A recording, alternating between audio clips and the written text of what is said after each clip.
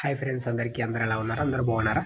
ఇవాల్టి వీడియో వచ్చేసి మనమైతే డైరెక్టర్ హిట్ అండ్ ఫ్లాప్స్ గురించి అయితే మాట్లాడుకుందాం అన్నాం కదా. ఆ వీడియో వచ్చేసింది గైస్. ఇప్పుడైతే మేము ముందుకైతే రాజమౌళి గారి హిట్ అండ్ ఫ్లాప్స్ గురించి అయితే మాట్లాడుకుందాం. అసలు ఫ్లాప్స్ ఉన్నాయా లేవా, హిట్స్ ఉన్నాయా లేవా గురించి కూడా మాట్లాడుకుందాం గైస్. ఆయన కెరియర్లో ఎంతవరకు ఫ్లాప్ అనేది ఉందా లేదో కూడా తెలుసుకుందాం. వీడియోలోకి వెళ్ళే ముందు లైక్ చేయండి, ఛానల్ అయితే సబ్స్క్రైబ్ చేయండి. స్టార్ట్ చేసేద్దాం.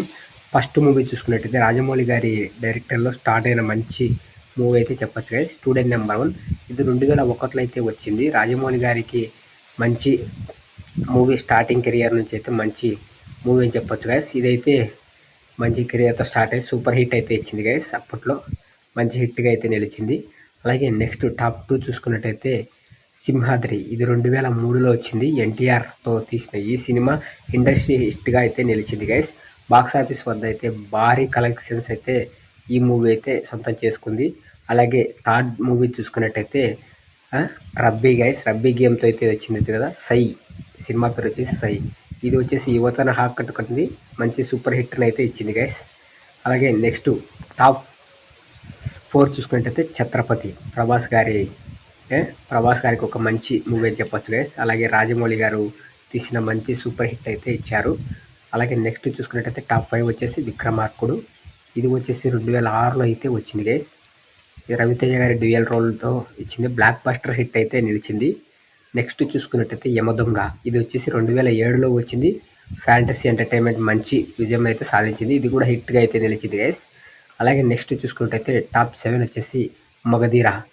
ఇది వచ్చేసి 2009లో అయితే వచ్చింది. రామ్ చరణ్ గారు తీసిన ఈ cinema industry hit, records break అయితే చేసింది, ఇండస్ట్రీ హిట్గా అయితే నిలిచింది గైస్.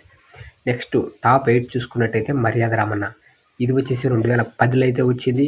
సునీల్ హీరోగా నటించిన ఈ మూవీస్ కూడా సూపర్ హిట్గా అయితే నిలిచింది గైస్. నెక్స్ట్ చూసుకున్నట్టయితే 9 వచ్చేసి ఈగా. ఇది వచ్చేసి ఈగా ద రివెంజ్ స్టోరీగా అయితే వచ్చింది.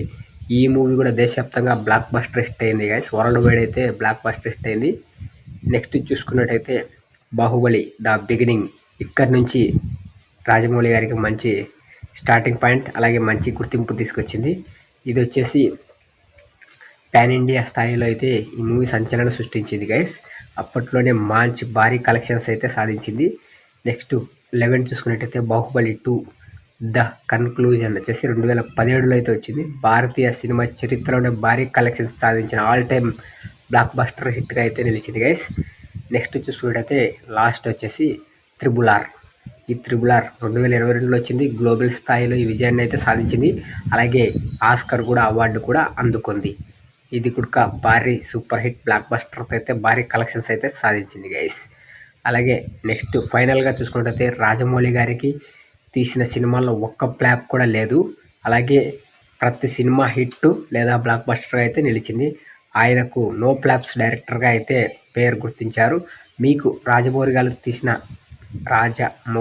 తీసిన ఏ సినిమా అంటే ఇష్టమో, ఏ సినిమాని ఎక్కువసార్లు చూశారో కామెంట్ బాక్స్లో కామెంట్ చేయండి గైస్. ఇంకా ఏవైనా మిస్ అయితే క్షమించండి. మరొక మంచి వీడియోలో మేము ముందుకు వస్తా. ఇలాంటి అప్డేట్స్ కోసం మన ఛానల్ అయితే ఫాలో అవ్వండి. ఏ వీడియో నచ్చితే లైక్ చేయండి. ఓకే, బాయ్ గైస్, జై హింద్.